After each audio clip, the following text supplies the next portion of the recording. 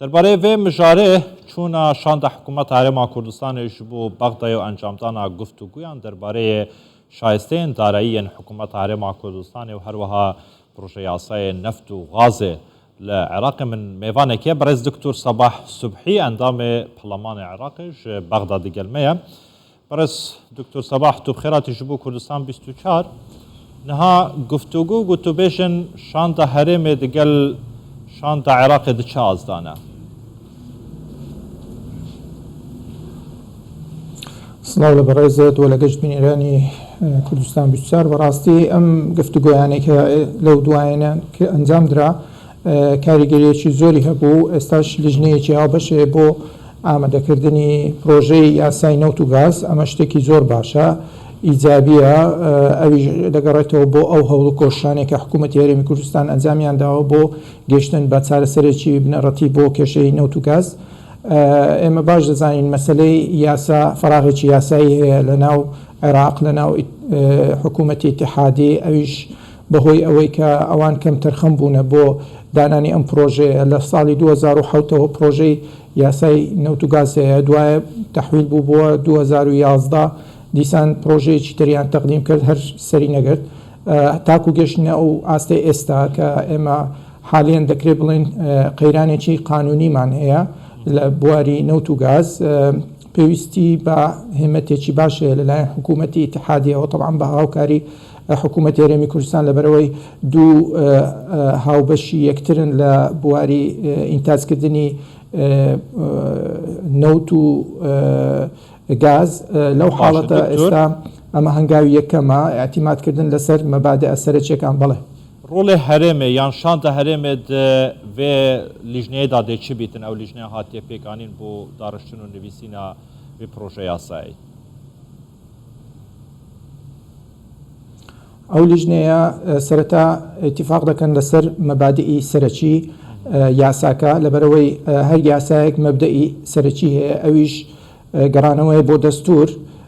بەپێی مەوادی مادەی 111 و 112 و 115 تعریفی هەندێک خاڵ دەکەن وەکو مەسلەی حقوقی نەفتی ئێستا و حقوقی نەفتی پێشوو پێشەوەی دەستور دابدرێ و دوای ئەوەی دەستور دانرا ئەمانە هەمووی دەبێ چەند بنەمایەکی سەرەکی دابدرێ بۆ ئەم یاسایە و هۆکاری دروستبوونی ئەو یاسایە بە جوانی بە ڕوونی ئاشکرا بکرێ تحدیدی حقوق و واجباتی هەر طرفێک بکە بە تایبەتی ئەو کێشە و گرفتانێک کە لە هەرێمی کوردستان هەیە بڵین سەبارەت بە پەیوەندی لەگەڵ حکوومەتی اتحادی لە دوای ئەوەی کە بڕیاری محکمەی اتحادی دەرچوو کێشەیەکی یەکجار گەورەی دروست کرد لەسەر ئاستی حکوومەتی هەرێمی کوردستان حکوومەتی اتحادیش بە ئەماشەوە لەبەرەوەی اقتصادی هەرێمی کوردستان ڕەبتە لەگەڵ اقتصادی عێراق و هەمووی مکەملە لەگەڵ یەکتر جگە لەوە تەعاملاتی شەریکاتی نەوتیمان دەمێنێ لەگەڵ حکوومەتی هەرێمی کوردستان و چۆنێتی مامەڵەکردنی لەگەڵ حکوومەتی اتحادی لە هەمان کاتدا ئەوەش کێشەیەکی دیکەیە کەواتە ئێمە ئێستا لە قۆناغی سەرەتایینا قۆناغێکی باشە بەڵێ دکتۆر تاماشە پێکرد و نهاد قۆناغا دەست پێکێدانە سەرەتاییدانە ینی چاوەڕێ دکەن و دەدەمەکی نزیکدا پرۆژە یاسایە بێ ئامادەکردن و بێشاندنش بۆ پەرلەمنتوێ یان دەمەکی درێژ دخایەنیتن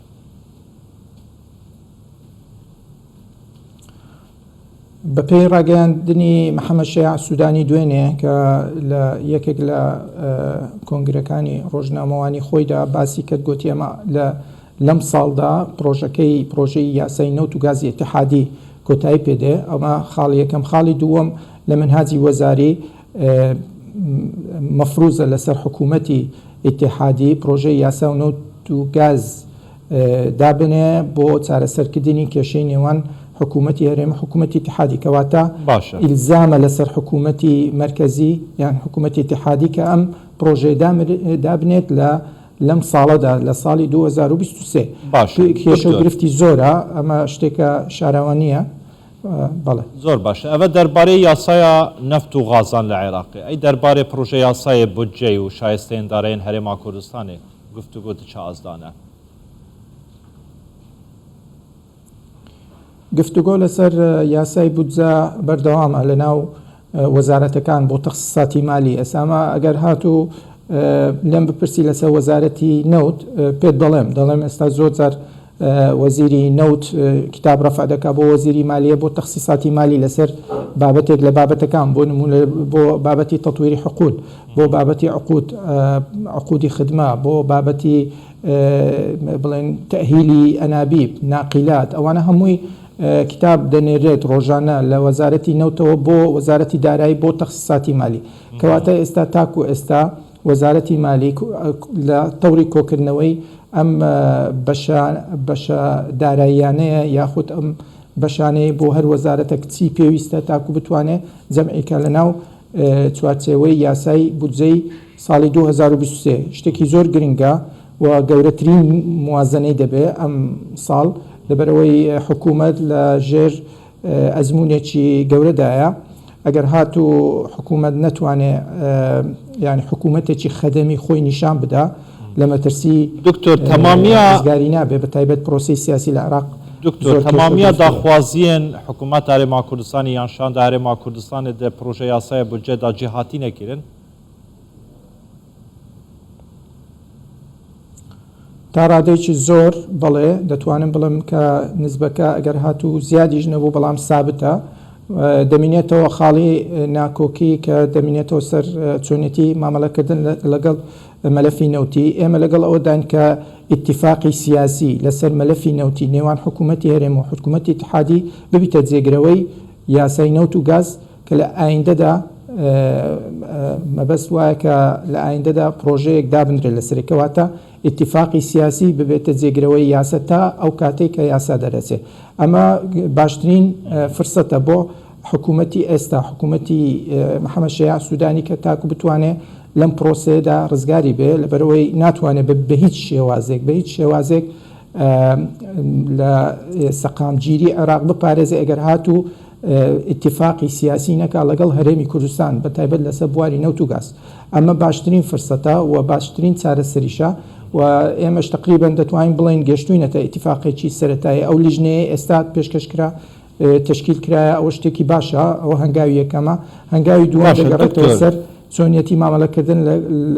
لەگەڵ ئەو مەلەفە دکتۆر پرسیارەکە جەوهەری لێرە ینی گەلک جان حکوومەت هەرێما کوردستانê digel حکوومەتە عێراقê dige her rêkeftinan ئیمسایان diket ئیمسایên کۆنکریتî diketin weke beriyan niha li ser şandina 200 milyaran ji bo herêma Kurdistanê xwe di çarçoveyê itîfaqê rêkeftinê da bûye lê hikûmeta Iraqê pabendî van rêkeftinane nabîtin dadgeha federalî dijî şandina van 200 milyaran bo herêma Kurdistanê biryar daye yani lêre pirsiyar eveye çi gerintiyek heye ku hikûmeta Şial Sudanî vê carî pabendî van itîfaq û rêkeftinane bîtin digel herêma Kurdistanê بەڕاستی گەرنتیەکی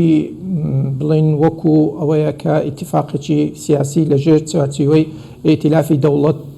ئێمە لەناو ئیتیلافی ئیدارەتی دەوڵەتین ئەوە گەورەترین زەمانەتە بۆ ئێمە لەو ئیتیلافە گەر هاتوو ئێمە جیابینەوە ئەوە حکوومەت لە مەترسیدا دەبێت ئەوە خاڵی یەکەم خاڵی دووەم ئەوەیە کە ئێمە وەکو اتفاق دەکەین لەگەڵ حکوومەتی بڵێن حکوومەتی هەرێم اتفاق دەکات لەگەڵ حکوومەتی اتحادی لەو حاڵەتە دەبێ مەزموونی اتفاقەکە بنووسرێ کە ئەم بڕە پارەیە دەنێردرێت هەموو مانگانە بەبێ هیچ سانسۆرێک بەبێ هیچ بەربەستێک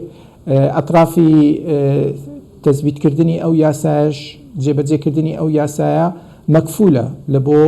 تەرەفی بەرامبەر یعنی حکوومەتی هەرێمە گەر هاتوو ئەو 200 ملیارە نەنێردرێت دەتوانێت شکایەتکە لە محکمەی اتحادی تاکو بتوانن ئەم نقطەیە دووبارە جێبەجێ بکەین کەواتە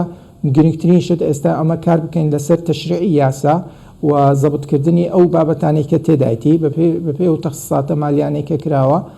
لەگەڵ ئەوەش اتفاقێکی سیاسی تەواومان هەبێ کە داخلی ئەو اتفاقە سیاسی گەورەیە کە لەژێر چوارچێوەی هاوپەیمانی ئیداری دەوڵەتە برز دکتۆر سەباح سوبحی ئەندامێ پەرلەمێنتۆی عێراقی ji fraksiyona Partî Demokratîk Kurdistan li Bexdad gelme bû gelekî spas